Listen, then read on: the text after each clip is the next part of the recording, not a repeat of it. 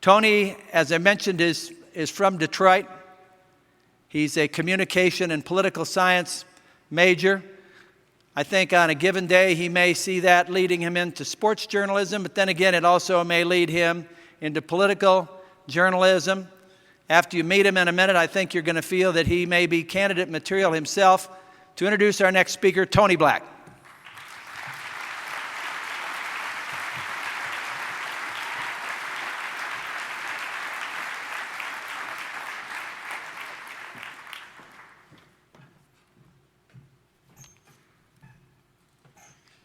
Informative, controversial, influential.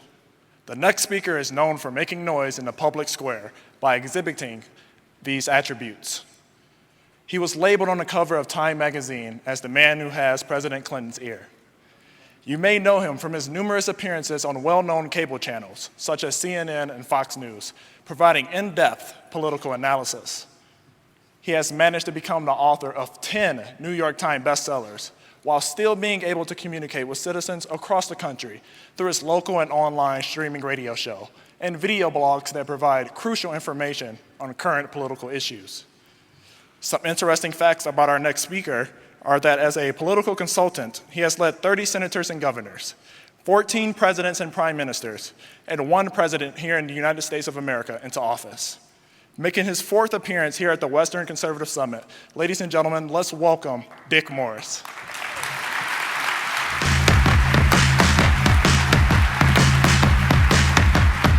All right. Yeah.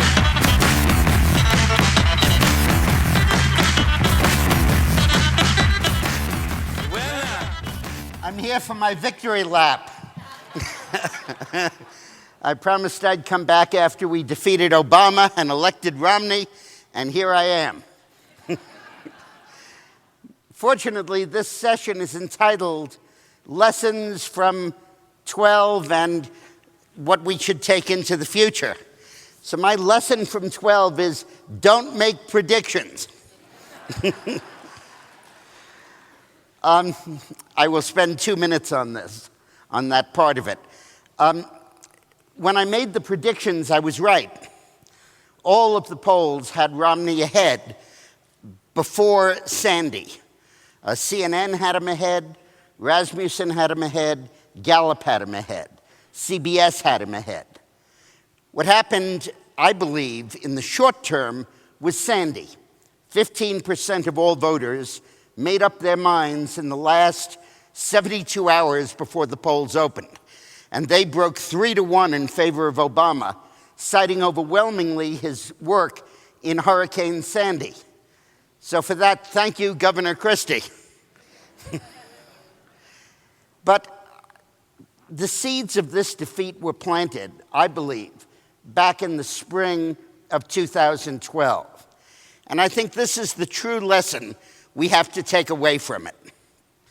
Republicans did not answer the attacks that were made on Mitt Romney.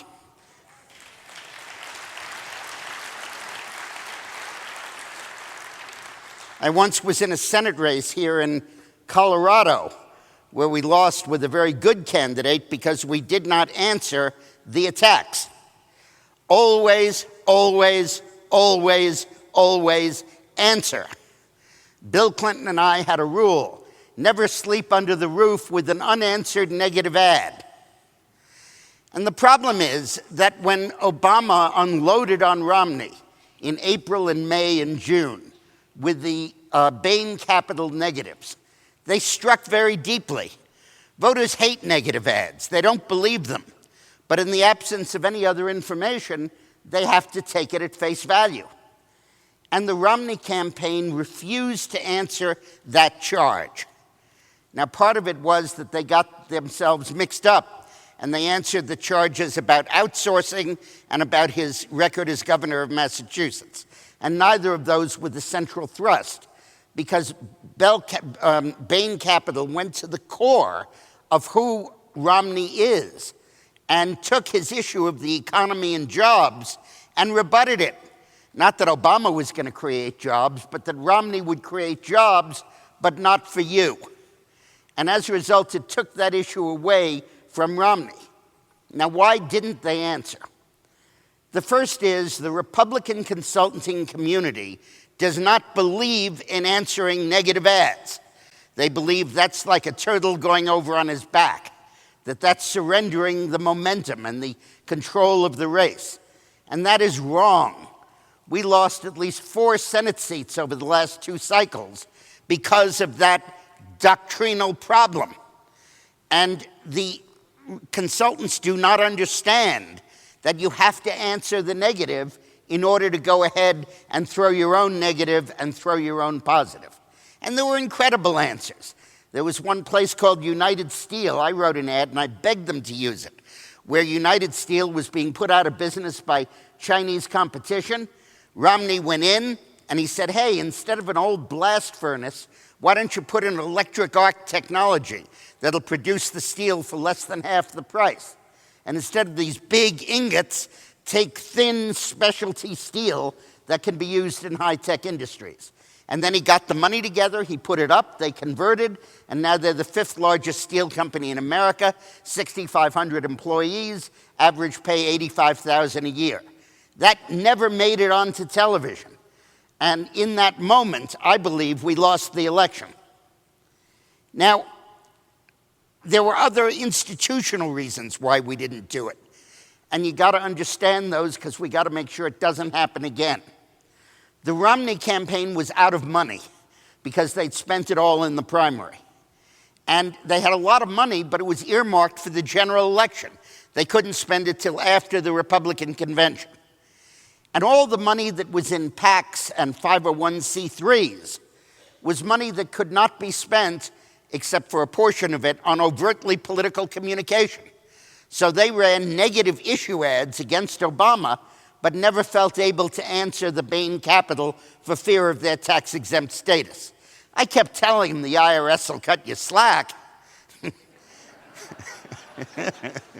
But those damned accountants didn't believe me.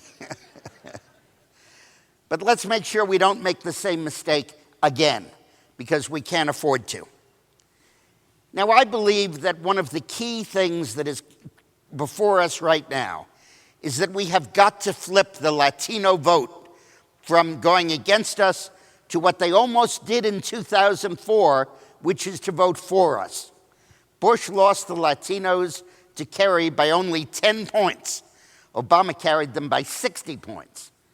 And the difference between those was the immigration bill of 2005. When we killed that bill, we guaranteed a Democratic Congress in 2006 and helped guarantee an Obama victory in 2008. We must not make that mistake again. Now, there are 2 crucial pieces of information that I need to share with you. I've run the last 2 successful presidential races in Mexico for Fox and for Calderon. The Mexican voters in the United States are conservatives. They are pro-life. They are against same-sex marriage. They abhor debt.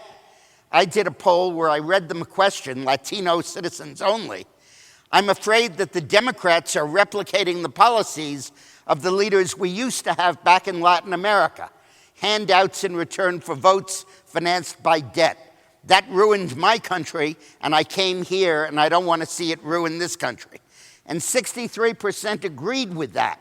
48% strongly agreed with that. These voters are going to be Republican voters in the very near future, as long as we don't drive them away. And it is crucial that we reach out to them by passing some form of immigration reform. Now, I believe the Cornyn bill is exactly what we should pass, which says we'll reform immigration, but first you have to seal the border, because we're not going to create this glittering opportunity and get a whole new class of illegal immigrants waiting for their turn to be legalized.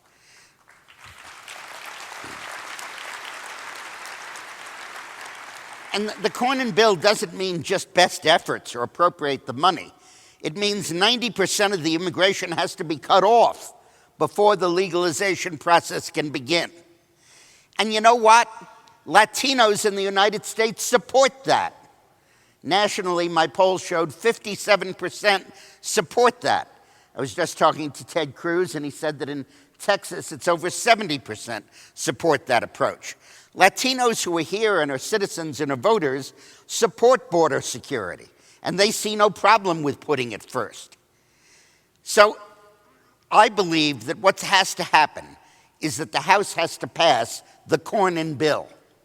And by the way, the only way you're going to get this administration to enforce the immigration law and seal the border is to tell them you're not going to get immigration reform unless and until you do. Because Obama's not going to do it. But if you hold reform hostage, you can force him to do it. And if he drags his feet on it, his own Latino base is going to force him to do it. The problem is that we need, as a party, to take the bold step of passing the Cornyn bill.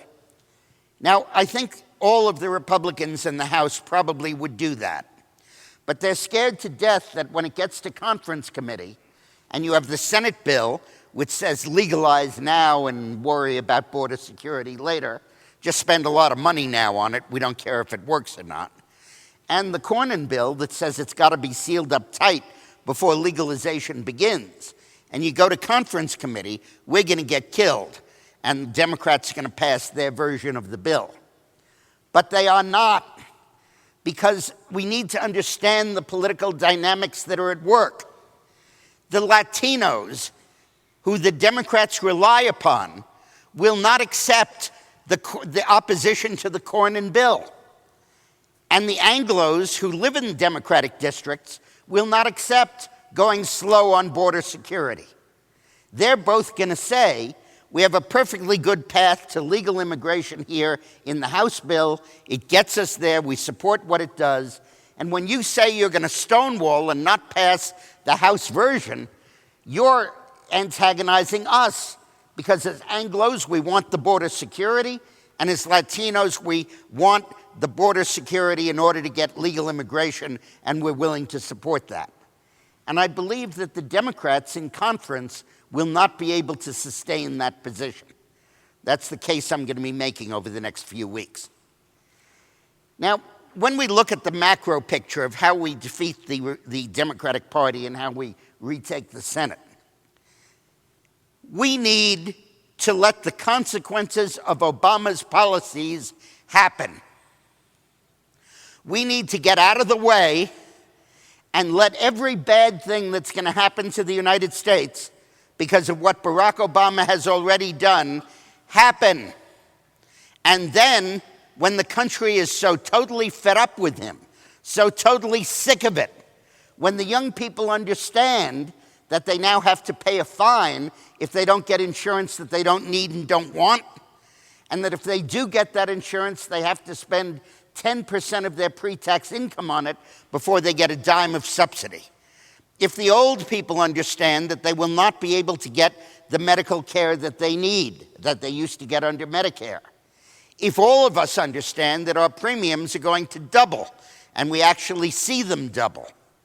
If we understand that the flow of innovation in medical devices is being attenuated because of the tax that's imposed upon them. If we understand that full-time employees are being fired and replaced with part-time employees to avoid the mandate of Obamacare. If we find that job creation among small businesses is cratering because they don't want to have to pay for health insurance.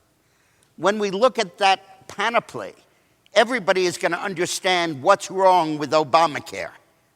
And I believe that it would be a serious mistake for us to insert ourselves in between Obamacare and the American people by defunding it, by shutting the government down. Because if we did that, that would become the story. And Obama could go around the country talking about how important it is to cover the uninsured and all the nonsense that accompanied his rhetoric when he first passed the program. And nobody will pay attention to the problems of implementing Obamacare. But if we don't get in the way, if we let the president screw this up on his own, people are going to understand all over the country how flawed and terrible this program is, and the mandate for its repeal will resonate with heavy Republican victories in 2014. And then we really will be able to repeal it because the country will have gotten so totally sick of this legislation. The other thing that I think is going to happen is this economy cannot last going on as it is right now. This simply cannot continue. I believe we are weeks, and perhaps months, but possibly weeks away from a serious global crash. One of the major economists that I have been in touch with, who was a major economic advisor in the 90s to the President Clinton and myself, believes that by the end of the year, the Dow will be down by 20%, down by 3,000 points. This whole facade of recovery, and that's all it is based on an upticking stock market. And the reason the stock market is going up is that the Fed is printing money at the rate of $85 billion a month. And it is shoveling that money at zero interest into all the big banks and all the big brokerage houses. It is not getting into the mainstream economy. Those banks are not lending that money. There is no job creation going on because of that. It's kind of like foreign aid. We give these dictators all this money because we're idealistic and want to help the people, and it never gets to them. It goes right to the Swiss bank accounts of these foreign dictators.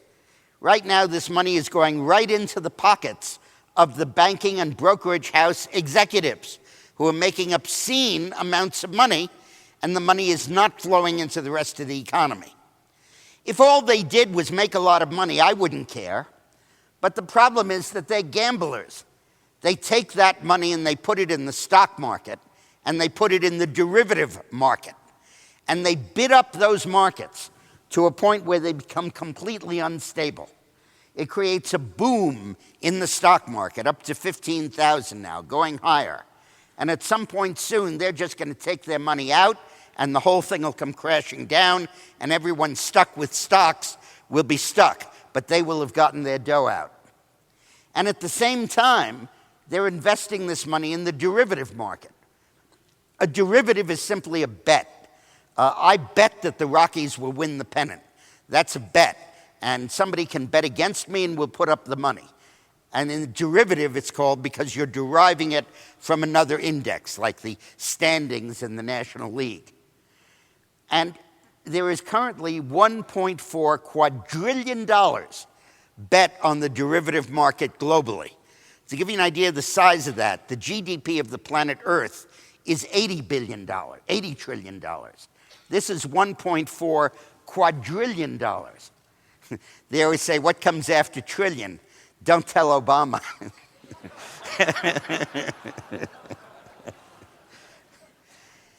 But the reason that they're able to make these bets is that if they win, they keep the money.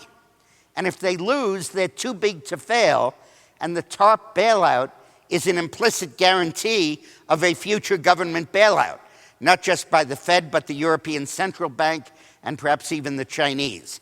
They know that they're too big to fail, so they're going to take incredible risks with the money the Fed continues to shovel into them.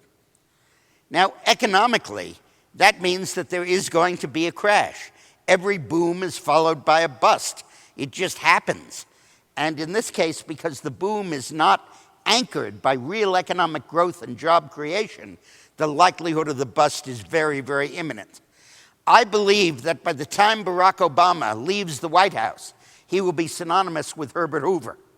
And by the way, a good deal more reason for it than Hoover ever had. And I think it will be evident to the American people just how destructive and outrageous and ridiculous these economic policies are. They amount to a rip-off of this country by a small group of elites, such as we've never had before in this country. Politically, by the way, it means that the left and the right can meet at the other end of the spectrum. Because I'm not very far from those 1%ers and Occupy Wall Street who are against the amassing of wealth in these few top-level executives, because I think it's destabilizing the global economy and will lead to a crash. They're against it because they're envious, but we're both kind of on the same side. And similarly, my opposition to the NSA wiretapping or metadata collecting is very similar to that of the ACLU. And the recent vote in the House where a lot of conservative Republicans voted with a lot of liberal Democrats, defying the leadership in both political parties, may well be a harbinger of things to come. But I believe that ultimately, fundamentally, we are right and Obama is wrong, and the consequences of his being wrong will become more and more evident, to a point where while you could ignore it in 2012, you will not be able to ignore it in 2014. Now, I just want to touch on one other topic, the NSA metadata collecting. This is nothing short of laying the basis for totalitarianism in the United States.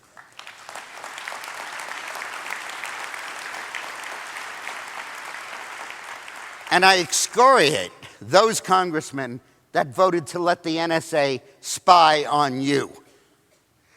We had a perfect opportunity to stop the NSA metadata collection, and we missed it by a very narrow margin, 205 to 217. And I would urge you to look up how each of your members voted on that bill, because that really, to me, was the essential dividing line between the sort of go-along, get-along establishment Republicans and those who were genuinely concerned about our individual freedom. And I sharply dissent from Governor Christie when he says that the libertarian streak in both parties is a danger. The hell it is. You don't need to wiretap.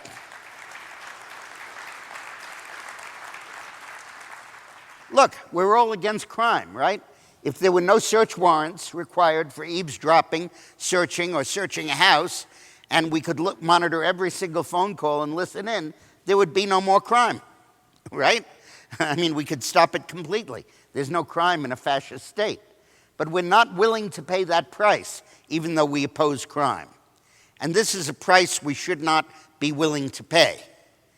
And while on the one hand, they're invading our civil liberties by this incredibly intrusive collection of data, they're ignoring terrorist threats staring us in the face. There was a hearing yesterday where Mueller, the FBI director, admitted that he learned 4 years before the Boston bombing that this mosque was a center for terrorists. And they asked him, did you ever visit the mosque?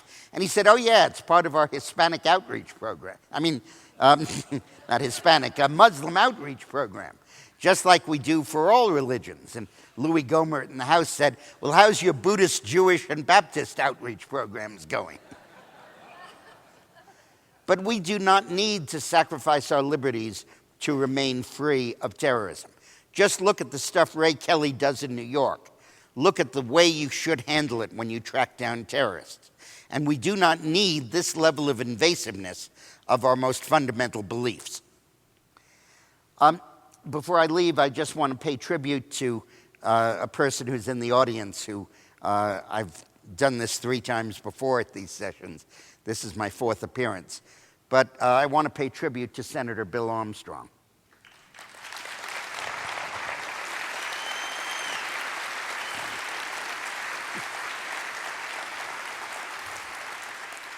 It was Senator Armstrong who introduced me to my friend, my companion, and my mentor, Jesus Christ.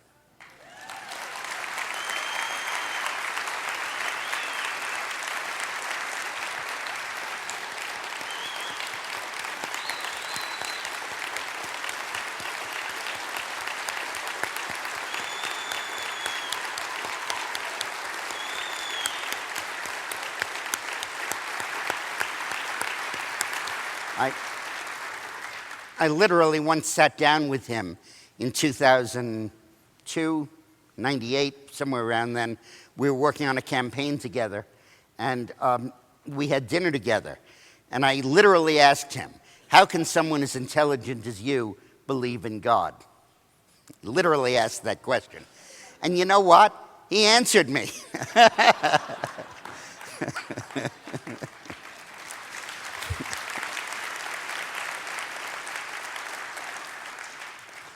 Okay, so look, we're at the nadir of our fortunes right now as a result of the election of 2012. But we must cling to a fundamental truth, which is that we hold our views not because some special interest tells us to do it, not because we're acting in the interests of this group or that group or these donors or these funders. We hold the views we hold because we think they're right. Newt Gingrich once told me there are a small group of people who agree with each other on almost everything, and they're called Republicans, and everybody else is a Democrat.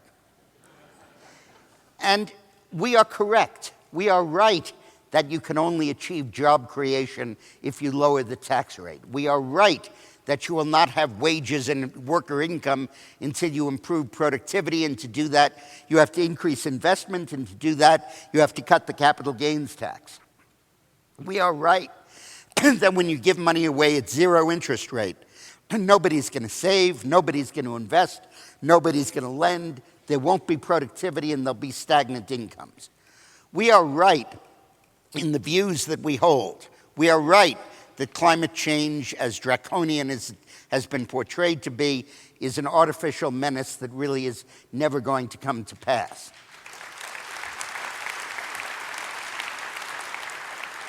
And it will become increasingly evident that we are right, because Obama is implementing these mistaken policies in real time, in a real situation. And we will have the opportunity to monitor how badly it messes up over the remaining months and weeks before the 2014 elections. And that's why I believe we will win the Senate, and I believe we will have the upper hand going into the 2016 election. Now, that's a prophecy, but it's not a prediction. Thank you.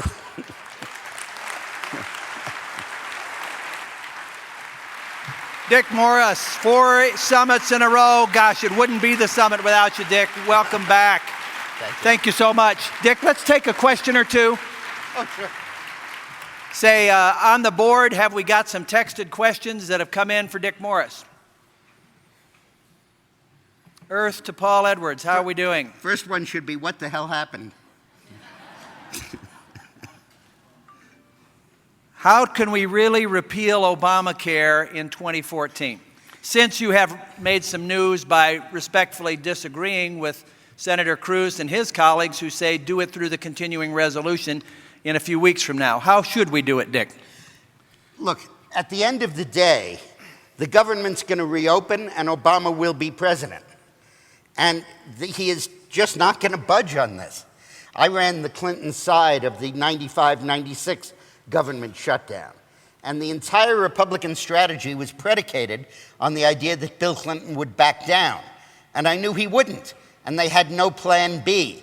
And as a result, they were stuck with the shutdown government, no progress on this stuff, and mounting public demand to shut it down, to reopen it. And they ultimately caved and were essentially impotent for the rest of his presidency, except over impeachment. I don't want that to happen here.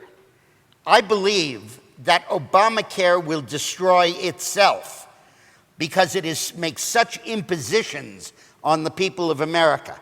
It will cost so much in premiums. It will cost so much in penalties. It will cost so much in medical care being denied that the American people will be sick of it by the time it's implemented. When it passed, it had about 42 support and about 50 oppose. Now it has 36 support and 54 oppose. By the time it's fully implemented, it's going to have 25 or 30 support and 68 or 70 oppose. The trend will just continue.